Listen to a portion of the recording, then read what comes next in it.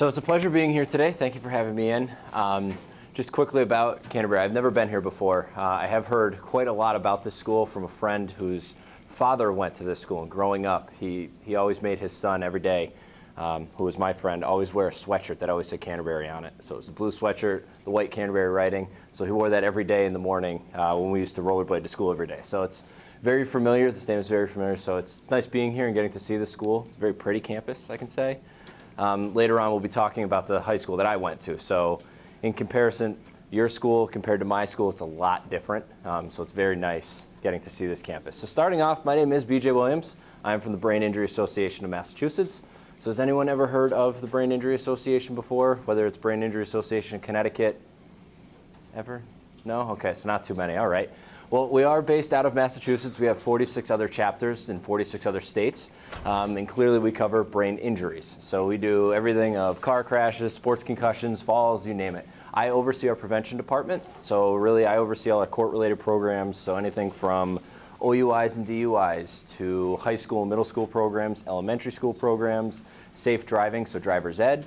And then the big topic now is really concussion. So I'll be presenting today a little bit about concussions, kind of brain injury 101, topics about concussions that a lot of you probably already do know. If we have a lot of athletes in here, you probably know a lot about concussions. And then also my personal story, which relates to really brain injury, and then my hockey career, which was changed from a brain injury. So just starting off real quickly, this is kind of an introduction to who I am, where I came from. So is anybody here from Massachusetts? East Longmeadow right here. Oh, all right, I grew up in Longmeadow, okay. Yeah, you are a rival for my years I spent in Longmeadow, yes. So you were a Spartan, huh? So I went to Longmeadow High School. I grew up, I was raised in Longmeadow. I was born in 1984, so that's why it says I was living there in 1984. Lived there for until about my sophomore year of high school. Growing up in Longmeadow, it's a kind of a wealthy area, Western Mass, kind of wealthy. Nice neighborhoods, very nice place to live. I had a lot of friends, but I really grew up with my life based around family and really sports. A lot of things kind of changed throughout my years.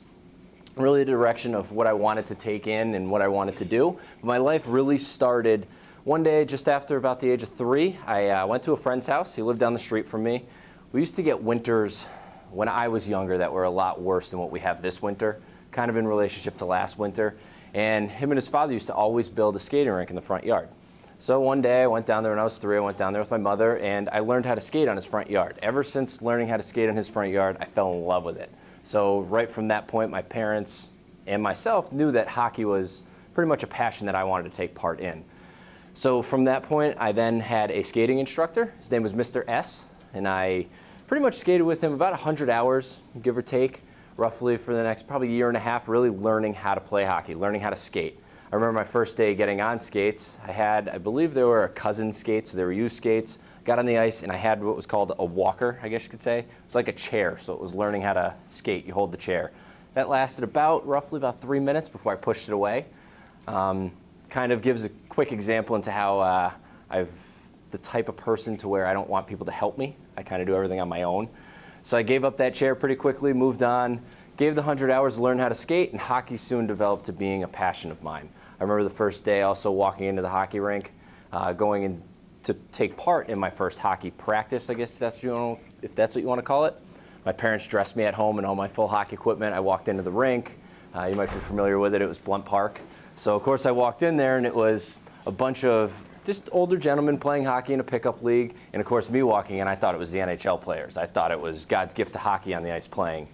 And from that moment, that's when I completely fell in love with hockey. And as you can see there, the picture of my family. Unfortunately, I am wearing a red suit jacket. I do not have that jacket anymore, and I have a little bit better fashion sense than that now. But that is my family. My family and I have been close forever. It's kind of the one big bond with both my sister and I have. We're pretty much, I guess you could say, best friends. Not really brother and sister, but best friends. We've always been a very close-knit family, but it's kind of grown in the past couple of years, which we'll get into a little bit later. So this is just quickly now a little bit about my hockey life. So when hockey was developing for me at the age 5, 6, you really don't know which direction it's going to leave you in. So during my middle school years, kind of end of elementary school years, I was kind of known in Longmeadow for being the hockey player. I rollerbladed to school every single day, whether it was snow like it is outside, whether it was raining, it was cold. I would rollerblade to school to and from every day just to kind of prep to get better in hockey. Every day, whether it was Nice out or not, I would get out of school, I'd come home, I played street hockey until it got dark, until it was dangerous and you have to get out of the roads. So I didn't really, in a bad way, I know your teachers probably aren't going to like to hear this, I kind of put education as kind of the second, third step in my little plan to get better in life. So with that, hockey started to grow about middle school, roughly around 7th, 8th grade. I spent a lot of my summers traveling. I would go all the way up to Canada and to New York and to Minnesota just for tournaments every single weekend. So I started to break away really from a lot of the friends that I had my whole life, so I became really independent. I started kind of taking things for granted of really the closeness that I had with support in my life, and that's when things really started to change in the sense of what I wanted, but not looking back on what I could have done different. Entering high school in Western Mass. Western Mass isn't really known for the best hockey compared to Boston if you compare it to a bunch of the private schools in Boston. So being in Western Mass, it was something to make the varsity team as a freshman was something new at my time at Longmeadow. I ended up spending 2 years at Longmeadow. First year went very well. I was runner-up for Rookie of the Year for the high school league. Second year went a little bit better, but something needed to be changed. I needed some kind of new push for me. I needed something to better me, to challenge me. I needed something kind of along the lines of maybe a different curriculum in school, different knowledge of how I could better myself in the classroom, and start being a proper student athlete, something that I really wasn't at Longmeadow. I was not a student athlete. I was just more of an athlete. So with that, I then made the change and got the chance to go off to private school. Before going to private school, I did get the chance to go over to Italy for Team USA West Coast. So I spent about 2.5 weeks over there. It was kind of a dream come true. Being able to wear a Team USA jersey representing our country was something that I never thought that I would ever do. So it was just kind of something that sprung there, offered me the position, I got the chance to go. Coming back, I then got the chance to go to private school. So this was really my first dream that I ever envisioned, to really get out and kind of better myself. I got the chance to go to the National Sports Academy up in Lake Placid, New York. Has anybody ever heard of the school? Okay, we got a couple people. You can't count because we already talked about how you know about it. But yeah, so it's not too well known. It's a very, very, very small school. It's an old hotel from the 1980 Olympics. So it consists of 4 floors. Top floor is the girls' floor when I was there. Next floor down was the boys' floor. Then you have the classrooms, cafeteria, and then the basement has a couple classrooms. That's how big the school was. When I graduated, there was 53 kids in the school. There was 12 in my graduating class. Roughly about 6 or 7 were postgraduates. So a very, very, very small school. So in comparison, like I said, my school is a lot different than the facilities you have. What? How do we have a hockey team? It's the way it's structured. It's our team. We had a full boys team. It's only varsity, so you're only recruited just for varsity. There is no JV team, and it was the same thing with the girls team. And then it's a lot of independent skiers, snowboarders. It's all Winter Olympic sports is how the school is geared towards. So very small school. It's mostly kind of juniors, seniors at the time when I was there. I'm not sure if the school has grown. I haven't had a chance to go back and really look into it. Another thing with the school that was a lot different was the class structure was a lot different. So it was one teacher to roughly 5, 6 students. So it was something where I got a lot more attention from teachers to help me better myself in the classroom. Our school days really consisted of the start of the day would start at about 6 a.m. We'd be on the ice or in the locker room training. That would go roughly 3-4 hours. We'd then have lunch, and classes would start roughly about 1 o'clock. They would end at 5:30. After that, we'd have quick dinner. We'd have about an hour to do whatever you want to do, whether it's get to the gym, start your work, and then we'd have quiet hours after that. So that was roughly what we did from all the way from Thanksgiving break to spring break. So it was something that fit for me perfect of what I wanted. Something where we had a lot of time for sports, but then we still were able to fit in really the educational piece that I needed. During my time at NSA, I had the chance to be the captain my senior year. I was a student body president my senior year. And with that, I was able to be part of the varsity team the 3 years that I was at the National Sports Academy. So it was a great time being there, a great learning experience. I became very close to a lot of people, not just from Massachusetts, but all over the world that were able to be at my school. After graduating, I had to continue down the road to really succeed. So I had the chance to go off to juniors for junior hockey. I played 2 years both in the EJHL and the Ontario Provincial Junior League. Being in the EJHL, my first year there, I got to make the All-Star game. I was the assistant captain. Everything seemed to be going in the right direction that I had planned.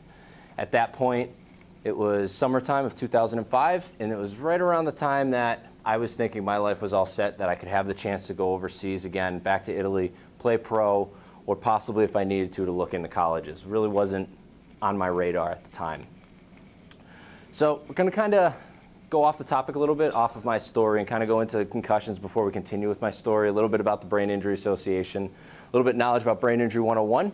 So this up here is just a quick slide of really what the Brain Injury Association is, so who we are, how we started, what our structure is. So we started in 1981 with a group of mothers who all had sons that had brain injuries. At this time, the medical world really had no idea what brain injuries were. They had no idea how to care for brain injury survivors, really what they could do in their life to better themselves. Easiest way to put it, when you get a brain injury, that brain injury stays with you forever. So whether you can heal 99%, whether you heal 20% of what you were before, you're always going to have some kind of setback that comes with it. Hopefully, in the case if anyone in here ever does get a brain injury, it's very, very minimal, we hope. This is our mission up here. So the first part, support. We want to support brain injury survivors, their families, really the medical staff that cares for them. Advocacy. So in my department, we do a bunch of advocacy. So we help team up with the MIA, which is in charge of Massachusetts Interscholastic Athletic Association. So it's the high school, the public high schools in Massachusetts. And we made it now more of concussion awareness. So we help team up with that. We're now pushing or in support of a primary seatbelt law in Massachusetts. It is a secondary offense in Massachusetts, so you have to be pulled over for something else for not wearing a seatbelt. So we want to really support more safety in cars. So we do a lot of just advocating to change new policies and new laws in Massachusetts. Then the prevention aspect, the department that I oversee, the department that I run, we really, in the long term, our main goal is to prevent brain injuries from ever happening. And then the last piece, education. So if you don't know anything about brain injuries or concussions, hopefully we'll learn a little bit about them today. So who in here knows anything about the human brain that you want to share? Anything at all? Someone's got to know something in here. Because these are science classes, right? Yep. So we got to know something. Who wants to share something? Please, not everybody at once. Yes, in the back. What? Yes, absolutely. Who wants to follow that? Right next to him, yes. You hit your head and you hurt your brain, it swells, you got to go out. That's why they drill holes in your head. Learn that in the lab. Absolutely, yes. Someone else had theirs? Controls everything, absolutely, yes. So the easiest way to kind of really break down the structure of our brains and really what it is, it's kind of like the hard drive of my computer up here. So if my hard drive was to crash, some of the programs might not run, some colors might not come out clear. Yeah, question? It what? Cells don't regenerate. Absolutely, yes. Cells do not regenerate. So when a cell dies, it absolutely does not come back. So with the computer, if it gets a virus or something's broken or changed in it, it might never be the same. You have to physically go in and change that. Well, the brain's a little bit different. We can't really go inside and say, okay, well, this area is not working. Let's take that area out and put a new area in, or let's put that virus protection in. It doesn't work that way. Kind of in the same way, if you break a leg, you can put a cast on it. It takes a couple weeks to heal. 99% of the time, you're back to normal afterwards. Brain injury, completely different. You can't put a cast on the brain. Can't put a cast on the skull. It's not really going to do anything for the brain. Another way of breaking it down, putting both your fists together, give or take about 5% of that mass. That's roughly around the size of the average human brain. So if you compare my two fists together, my head's bigger than my two fists. So with that, that kind of breaks it down into more of how brain injuries can occur with the brain moving around inside of the skull. There's roughly about 1.5 to 2 inches of protection of what they call inside the skull and the brain, but it only does very, very little. So with that, the brain's broken up into 2 hemispheres. We have 4 lobes that we're going to be discussing up here. Those 4 lobes are on both sides of the brain, left and right. We'll also talk about 2 other little minor areas. We're not going to get into real detail about the brain. Make it very easy today. So the first part, the brainstem, this controls everything you do from when you're awake to when you're sleeping. So heart rate, breathing, all the communication in the brain needs to get to the rest of the body. That's what the brainstem is there for. From there, we go on to the cerebellum. Cerebellum controls really all our learned muscle movements. So they say you ride a bike once, you know it forever. That's the area of the brain that remembers that. Going up and down stairs, being able to move and do that. Get in and out of bed, bending over, tying your shoes, walking. All of that is from the cerebellum. So now we'll move into one of the 4 lobes. This is once again on both sides of the brain. This is the farthest area of the brain from the eyes, but it really helps control your vision. Doesn't really make it so you can see, but makes it so your vision is very clear in understanding what you are seeing. So has anybody ever fallen or been hit in the back of the head, saw stars, had trouble with your vision afterwards? Yeah. Okay, so a couple hands are going up. Well, that's your occipital lobe. That felt not really damage, but a little bit of impact, a little bit of hurt. If you do hurt the back of the head enough, or your occipital lobe, you can go blind, whether it's for a day, months, years, or forever. So it's really important to really keep that area healthy and well. And we go on to the parietal lobe. Parietal lobe controls really a bunch of sensations: pain, discomfort, hot and cold. In a way, it's kind of known as the outcast area of the brain. Moving on to the temporal lobe, this is short-term and long-term memory. So raise your hand if you remember my name. Okay. Okay, yes. So your short-term memory is working great. Yep, so that's your short-term memory, and then it also uses your long-term memory. So being what you did for your birthday last year, things of that, or remembering what you did in your childhood, having short-term and long-term. So you really want to have that temporal lobe there working, communicating, and working right so you can have memories into whether it's school, whether it's into your own memories of your lifestyle. And then we move on to the last area of the brain. This is the frontal lobe. This is really the last area of the brain to fully develop. So if you are over the age of 26, raise your hand. Yeah, we know you're not. All right, so there's only a couple of us. None of the students in here are 26. So yeah, so none of your brains right now are fully developed. So your brains are still developing, they're still functioning.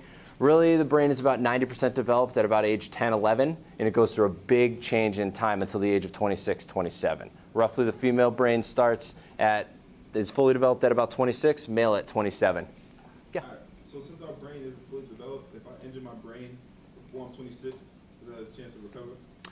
Not fully recover, but when I learn some new things since I'm not fully developed? It might not, because your brain hasn't been fully developed. So if you get, let's say, a brain injury to your frontal lobe, so the front of your head, which controls personality, judgment, even your smell and taste. So if you were to injure that area of your brain, you might never really have that real personality that you once had, or maybe never be able to make really the proper judgment that you once could. So it might just maybe not let you develop into the person that you really could be. Can be different because the brain is still developing, so it can be a change and opposite effect as well. With the brain still developing, it can counteract and overcome that setback. So it's kind of mixed match, kind of 50-50, depending if it's fully developed or if it's not. There's kind of no real research to it yet. Do you have a question? How much impact can the frontal brain take? Is there a certain amount? It's every brain injury is different.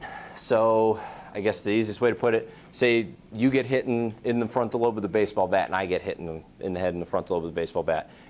Same pressure hits us, same person hits us, same bat. You could walk away completely fine, nothing happens.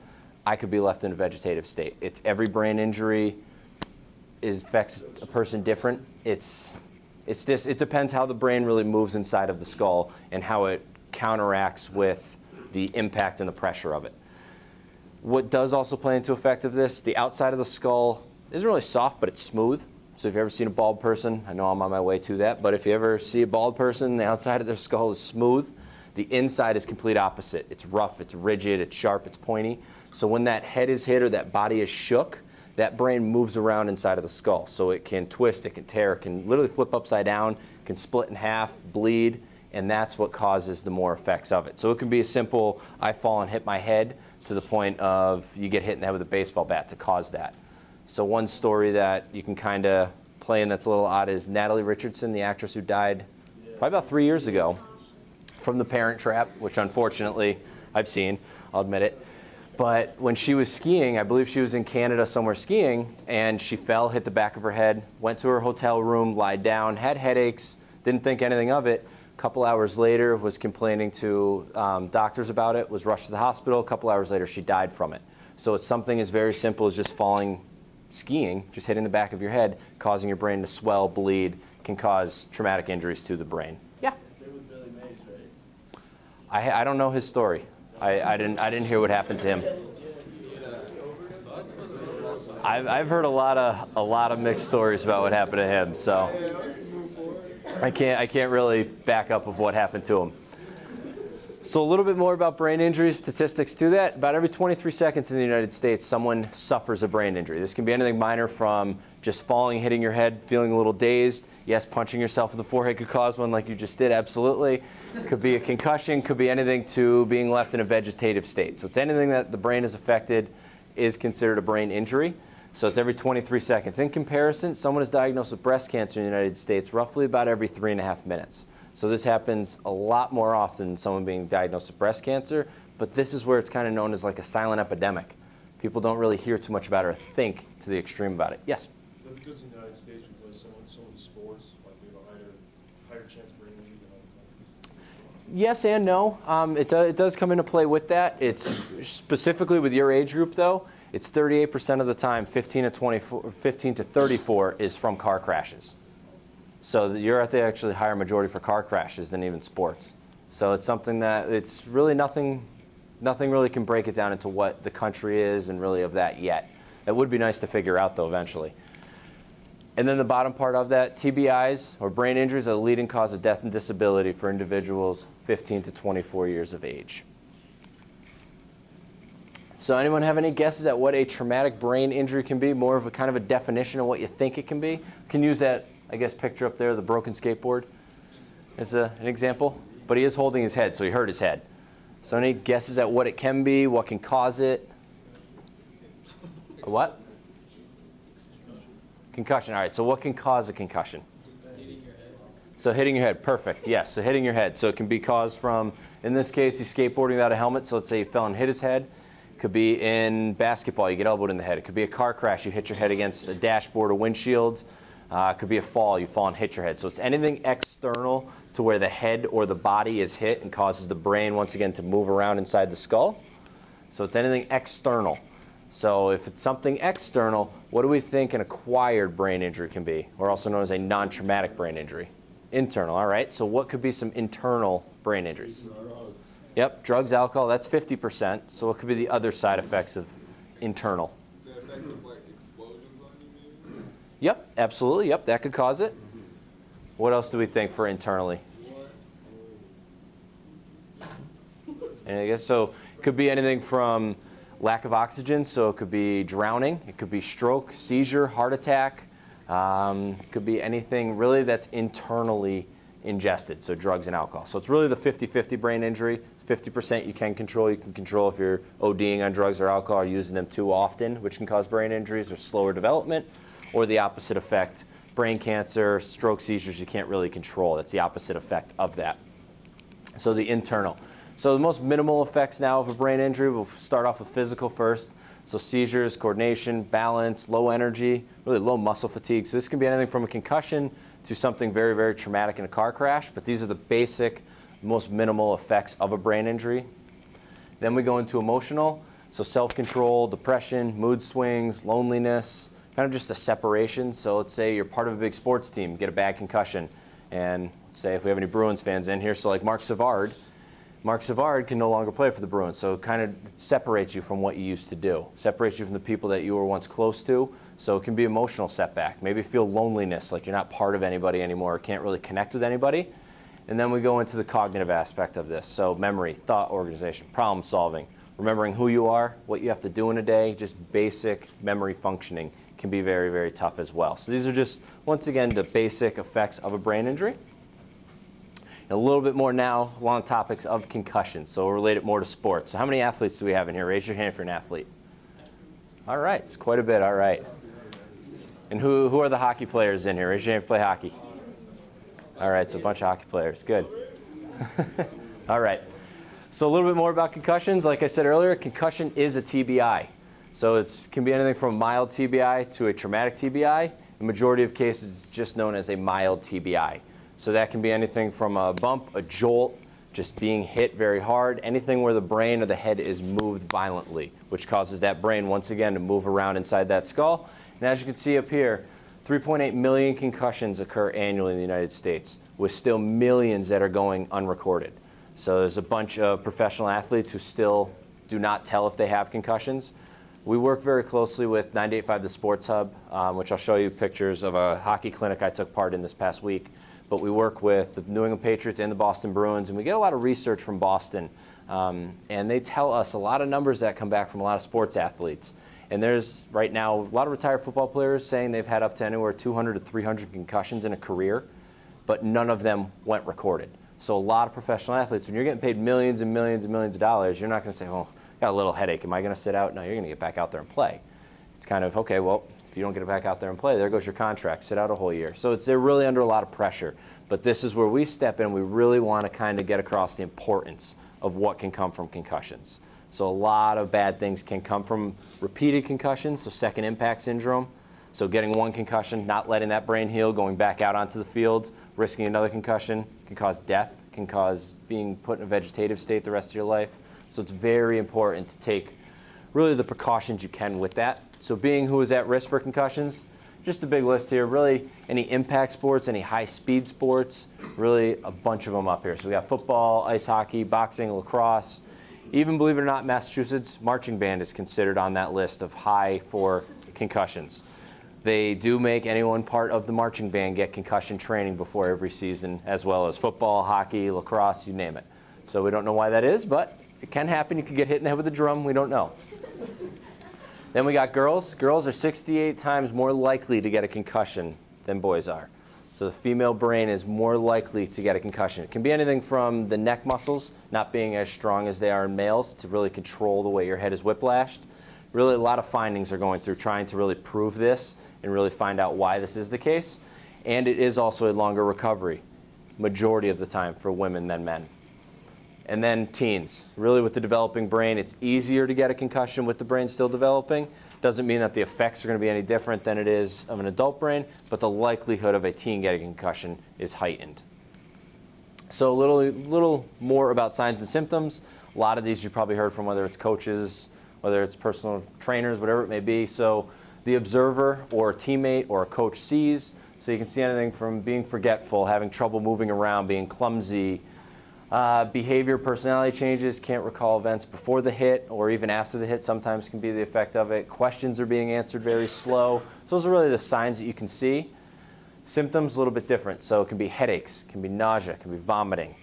Can be really a lot of physical changes to it. So having headaches, chronic ringing in the ears, just not feeling right is the easiest way to put it. So if something just does not feel good afterwards, then you know something is not going as planned, to say the least. So a little bit more here about statistics about concussions. Really people going about not telling really if they have a concussion. And once again, something we already did talk about, something on the severity that you gotta really, if you do have a concussion, you don't feel right, you wanna get out and tell people about that. You wanna keep your brain safe and keep it really so you can continue to play. And once again, this is really about the second impact syndrome, really seeing if the brain has any change in development after that first concussion. You wanna keep it safe and keep it sound. So we'll move back into my story now of really what happened to me. So on July 20th of 2005, right after junior hockey just ended, I was planning on, my dreams were to go back over to Italy to play.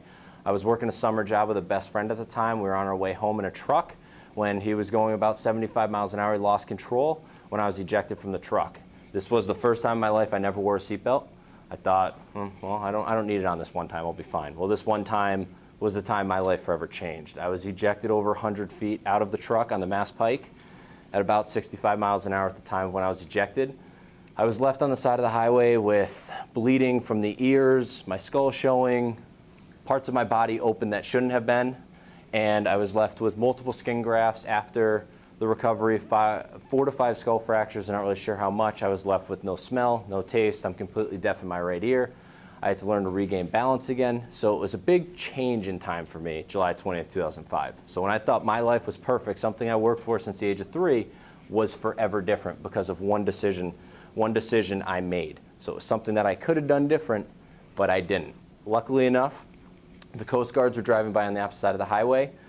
They stopped, they had an EMT on board. He came over, cared for me, called in a helicopter. I was medevaced to Bay State Hospital in Springfield. This time we were kind of out by Sturbridge, so we were about 30 miles outside of Springfield. I was medevaced in when I was then induced into a coma for roughly about 9 hours. When I awoke, the first thing that I found out, hockey was completely over and my life would forever change. As you can see up here, it's a picture of the skin graft that was done to my right forearm, the skin graft to the right side of my head, along with, you can't really see it, but the fracture is behind that. So the whole right side up here is skin graft. Moving forward with what I thought my life was going to be of playing professional hockey, or at least playing hockey for the rest of my life, not really caring about college, I thought that my life was completely over. I went through every up and down I could. Fortunately enough, I was able to get into college roughly about a month after my injury happened. I was required at the time, really provided assistance at home to stay at home and recover for a year. I didn't want to. I was very naive and wanted to get off on my own. Once again, I'm not someone who needs help. I want to do everything on my own, so I went off to college. I went through every up and down I could. I debated times of why am I still alive? what should I be doing with my life? I hated school. I didn't want to start a job. It's probably about a year after the accident. Randomly one night, it was about 3:30 in the morning, and I stumbled onto a TV show about Dick and Rick Hoyt. I don't know if any of you are familiar with him. Father who pushes his son in all the marathons, road races, triathlons. And I sat there and I said, wow, you know what? I'm going to re-gear my life, and I'm going to start doing things to kind of improvise and motivate other brain injury survivors. So it's where I came up with the idea of getting out, doing road races. This is a picture from October, this past October, where I was down in Florida. I finished my first full Ironman. If you're not familiar with an Ironman, it's a 2.4-mile swim, 112-mile bike ride, and then a marathon. I trained roughly about 29 weeks for it. This is the third Ironman that I took part in. Right now, I've done about 76 road races, whether it's a 5K, half marathon, marathon, Ironman. 2 summers ago, I ran from Longmeadow in Massachusetts all the way to Boston, 98 miles in 22 hours and 31 minutes. I did that to raise awareness to other brain injury survivors, raise money, and really show individuals who do go through a life-changing event that you can still develop into something that you never thought you could. I mean, I'm in better health-wise, in better shape now than I ever was when I was playing hockey. I'm more happy than I ever was as of now. I never thought my life would ever bring me down the road that I'm in now. This is my fiance. We just got engaged in November. So I never thought, thank you. So once again, I never thought that I would ever find someone that I could be so close with. My family and I have gone through a lot of ups and downs since my crash. A lot of things did change in my career. Once again, I never thought I would be doing what I'm doing now. I do work at the Brain Injury Association. I love every day going to work. Usually 9 out of 10 times I work either on weekends because I like to. I like getting to work early. I just love what I do because it relates so much to me. So this is just a picture from 2 years ago of me getting an award, just showing really being a survivor and just showing awareness on my own of getting out and really showing motivation to other brain injury survivors. This is a picture from the State House. I spend some time at the State House with state reps trying to promote safety and provide new really ideas to brain injuries and what we can do to really stop brain injuries from occurring. And then in ending, like I said, I took part in a clinic this past week with 98.5 The Sports Hub and the Boston Bruins. So that is a picture of Brad Marchant and myself. Bob Beers from the Bruins was there, Bob Sweeney and Ken Hodge. We were all part with a bunch of kids on the ice taking part, really showing awareness to wearing helmets, hitting smartly and safely, even though Brad Marchant doesn't do that a lot of the time. But it was just great getting to meet up with a lot of professional athletes at that time and really seeing what hockey once was for me, even though I can no longer be part of it. It's just, once again, something that I truly love and truly passion. That is my family down there. This is from last Christmas. So it's something that my family, we have, like I said, gone through a ton since my change in accident. It's something that my family can't talk about. We can't sit down and talk about what I went through. We can't talk about really what was going on. At the time of my accident, I was supposed to be leaving for vacation in a couple hours. My parents were already at our vacation house in upstate Vermont. So when they were on vacation, they got the phone call that I was in that crash. So if anything, it's one of those things you never want to put your family through what my family went through. You don't want your parents to get that phone call just of it's one bad decision you make at night when you're out with friends. Whether it's one day you're on your way home from work and you make a decision like I did. You just don't want your family, your friends, or yourself to ever go through what I went through. Like I said, it was the first time I never wore a seatbelt, but it will be the last time that I never wore a seatbelt. I make sure it's the first thing I put on in the morning. So if anything that I can provide you for awareness, please wear your seatbelts. It takes 2.5 seconds to 3 seconds to put on. It will keep you in the car. 99.9% of the time it will keep you in the car. In my case, if I had it on, I would have stayed in that truck. My friend was driving. When he hit the median head on, he was fine. He walked away from it. So it's something, if I stayed in that car, maybe that would have been the case and could be a little different. Maybe I could be on the Bruins last year hosting the Stanley Cup above my head, even though I wasn't that good at hockey. But it could have happened if miracles did happen. Just in closing with 2 quotes that I have here. These are quotes that I really used during my recovery when I was going through every up and down that I could. First one, I've worked too hard and too long to let anything stand in the way of my goals. I will not let my teammates down, and I will not let myself down. And this is a quote from BIA-MA, but really in regards to let my teammates down, it's more of friends, family, and really the support that you have. So in something, if they're there for you, whether you're going through recovery, whether you're not, whether you're trying to overcome something good, it's you want to keep those support systems there with you. Because when you need them the most, that's when you got to really count on them, because they do help you. In my case, that's what my family and my friends did. If it wasn't for them, I can tell you I would not be here today. I really would not. And then the last one, God gave you a body that can withstand almost everything. And it's your mind you have to convince. And so that's the biggest thing. It's your body can almost make it through absolutely anything, but it's your mind always has to be the thing that stays positive. So just in ending in life, I mean, it's great that all of you are here at this school. You have great opportunities that lie in front of you. Be grateful for those opportunities, take advantage of them, but really in return, it's just the one thing I can provide is just always remember just to make that one simple decision if you can whenever you are put in that situation. Whether it's peer pressure, whether it's putting a seatbelt on, not speeding, not rushing, you always want to just count your blessings because it's that one time that you don't do it, your life can forever change. And it's not fun battling that road, I can tell you that. Thank you.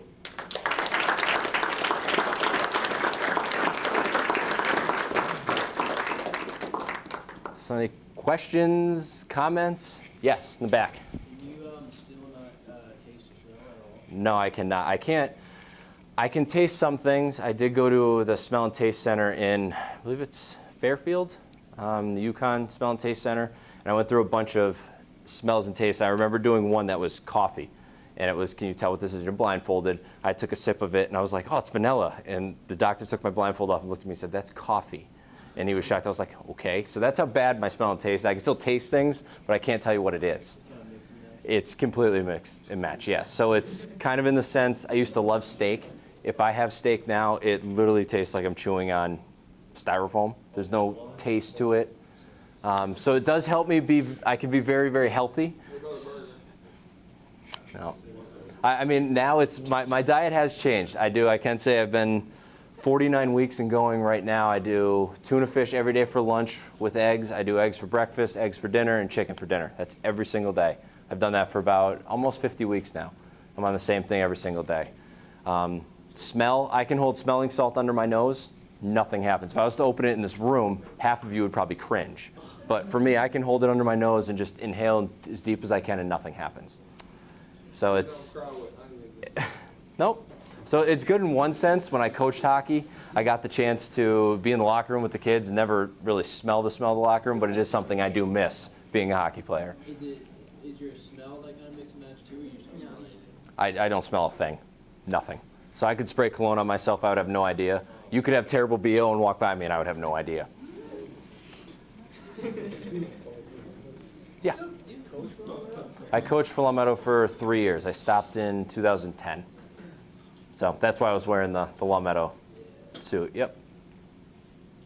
Did you play at East Long Meadow at all? Yeah, I did. You guys beat us in the finals. So that was what, 3 years ago? 4 years ago? Yep. Yeah, my sophomore year. Yep, that was my second year there. Yeah. You're probably upset when we won. You were probably upset when we won states the next year, huh? Yeah. You guys were too good. 27-1. I know we're too good. Any other questions? Anything about concussions, brain injuries, my life now, what it was before? Nothing? Oh, I like questions. Anything? Come on. Yeah. I know how you said like with your accident, like your senses kind of dimmed. Is it possible to have your like senses be enhanced at all? You know, it's funny. I have heard that. So they do say if you lose some senses, you regain others. Well, if you think about it, 2.5 of my senses are gone. I'm deaf in my right ear, so half my hearing's gone. I can't smell. I can't taste. So it's kind of, you know, my vision I feel is getting worse. I feel like I'm going blind. So I mean, really, it's. I don't know. I can't tell you. At least I'm the test rat that didn't work out well. I guess that's the easiest way to put it. So, but they do say that. They say if you lose your sense of smell, it's like your taste is heightened. Nothing has really gotten any bit better. My hearing, I told my parents last night, I was watching TV with them, I think my hearing's getting worse too. So it's, I mean, everything's just really going downhill, but hey. It is my goal to learn sign language. I've tried. I got the Idiot's Guide to Learning the Sign Language. You can buy it at Staples. Seeing if I can learn it. I've made it through about half the alphabet right now, and that's, kind of gave up on that. But maybe it'll be Braille if I do lose my complete hearing, if that'll work. I don't know. Anything else? Yes? Do you feel like you made like the most recovery you can? Like there's nothing more you can do to better yourself or at this point in your life? I'd say yes. My life before, something I did leave out is I was very kind of took a lot of things for granted. I missed a lot of opportunities with family and friends that I could have taken advantage of. I missed my father's retirement party because of hockey and being out with friends. I missed a lot of things that I should have been there for that I never took advantage of. And it's things now, I don't miss any family moment. No matter what it is, I won't miss it, whether it's a friend's birthday party or whatever, a family birthday party. I won't miss it. So I have, in one way, gotten a lot healthier emotionally and being connected to the people in my life that I care and love. Physically, I've gotten better. Probably twice as physically just stronger and healthier than I was before. Like we said with the smell and taste, that'll probably never heal. That seems to be getting worse. But in regards to it, I feel I've kind of hit my limit of to what I can get to. Maybe physically and healthier I can still achieve too. My next goal is I want to get into bodybuilding, so we'll see how that goes. And then March of 2013, after my wedding, I'm going to finish my run from Boston, where I stopped, to P-Town, so 131 miles. So maybe after that, I can give my knees, my body a break, and maybe I'll be in better physical shape. But I would say, yeah, I have. How long did it take you to recover? Let's see. I wasn't allowed out of a bed for about first 3 weeks. Couple weeks after, about 2 weeks after that I left to go to school, I maybe made it that first semester to probably 40% of my classes, but my teachers understood why. I had days where I couldn't get out of bed. It felt like the whole world was spinning. So I spent multiple days in bed. I would get out of bed and I could make it through half the day and I'd just be so physically weak. Took about a year for just physically to start seeing changes that happened. Yes? How about memory? Memory was very, very bad for the first, I'd say 6 months. And it was probably just one day, I don't remember the day, but it just changed. I had a lot of problems at first remembering the year before. So a lot of the hockey from the year prior. I'd look at pictures and be like, who are those people and where was that from? They'd be like, you don't remember that? A lot of things slipped my mind from probably those first 2 years. Remembering daily things in those first 6 months during recovery, whether it was, okay, it's Monday, I have these classes on Monday, Wednesday, Friday. That Wednesday would roll around and be like, what classes do I have again today? Friday would roll around, what classes do I have? Or, okay, call someone at this time. I would have to write every single thing down. It's kind of something that's grown on me now. I write literally every single thing down. I have 2 planners that I use for work. If you look at my desk, I have different notepads with everything written down on. So memory probably hasn't 100% recovered. I still do struggle with it at times, but I think it's the best that I can really get it to be, in a sense. How are you still in connection with your friend that was driving the car that gave an accident? No, he talked to me for probably about the first couple of weeks after. And then I was left with thousands of dollars of medical bills that I had to pay. They were saying it wasn't a work-related crash, and they were saying it was. So then in return, I had to go legal charges against pretty much the workman's comp company because they weren't paying my charges. After that point, his family has completely lost touch with me. So it's been almost 7 years. So it's been about that same time he has not spoken to me, talked to me. My fiance, she lives, or her family lives a couple streets up from him. I've driven by his family and it's glares. I've gotten threats from family members of his. So it's people do handle it different. If you cause something so traumatic to someone, you can physically and emotionally handle it differently. I've never been so close to him to the point I won't talk to him. I've tried to, but it's just never gone anywhere to that point. So unfortunately, that's what it's turned out to be. Anybody else? Yes? About concussions, like how long can a concussion last? Can last for forever, really. So we could use, once again, we use Mark Savard. He still has symptoms from his, and it's been over a year. So it's something that, it can really last forever. There's athletes who have to retire from it. There's high school kids right now who get one concussion and they're permanently set back. We work with roughly around 60 different brain injury survivors in Massachusetts who speak for us and work at programs for us. And there's some high school athletes who have had too many concussions and are physically permanently set back, who can't have light, sound, too quick movements around them, things like that. And that'll forever be with them. Because you can only do so much in your recovery. The brain can only heal to what it can. All right. Thank you.